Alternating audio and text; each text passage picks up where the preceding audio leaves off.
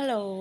အားလုံးပဲမင်္ဂလာပါရှင်မမအခုလက်ထဲမှာကင်ပြထားတဲ့အဝါရောင် New Skin Sunscreen လေးကတော့မမကိုယ်တိုင်သုံးနေတဲ့ Made in Korea Sunscreen ပဲဖြစ်ပါတယ်သူက SPF က 47++3 သုံးလုံးပါပါတယ် plus သုံးလုံးပါတာဖြစ်တဲ့အတွက်ကြောင့်နေရောင်ခြည်မှဓာတ်ရိုက်မထိတွေ့ဖို့အတွက်သူကကာကွယ်ပေးတယ်မျက်နှာမှာမလိုလားအပ်တဲ့အနီဆက်တွေအမဲဆက်တွေမဲချောက်တွေတင်းတိတ်တွေပြီးတော့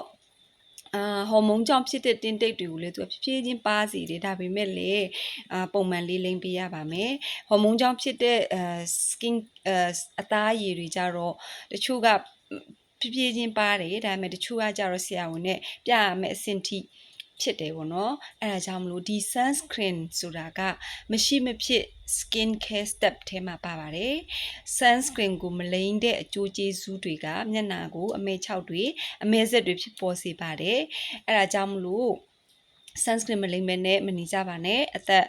16နှစ်ကျော်ပြီဆိုလို့ရှိရင်မျက်နှာကcollagen တွေလည်းဆုံးရှုံးလာပြီးတော့နေဒန်လေဒန်တွေကိုလည်းခံရတာပေါ့နော်ခံစားရတာများတဲ့ခါကျတော့မျက်နှာညစ်တာတို့အညစ်အကြေးတွေဂျင်းညော်တွေအကတ်တာကြာတဲ့ခါကျတော့သူကအနီဆက်တွေအမဲဆက်တွေမဲချောက်တွေတင်းတိတ်တွေဖြစ်ပေါ်လာတတ်တာဖြစ်တဲ့အတွက်ကြောင့်ဒီ sunscreen လေးကိုမဖြစ်မနေသုံးပေးဖို့တိုက်တွန်းချင်တယ်sunscreen မသုံးဖူးသေးဘူးဆိုလို့ရှိရင်တော့သုံးကြည့်ဖို့တိုက်တွန်းချင်တယ်မျက်နှာတစ်ဆက်ပြကိုလည်းတည်တည်ကြကြလေးတင်မယ်ပြီးတော့ sunscreen ကိုတည်တည်ကြလေးလိမ့်မယ်ဆိုလို့ရှိရင်မျက်နှာလေးကအရွယ်နဲ့မလိုက်အောင်နှုတ်ပြနေမှာဖြစ်ပါတယ်လို့ပြောကြရင်ဒီဗီဒီယိုလေးကိုဒီနေရာမှာဆုံးသက်ပါမယ်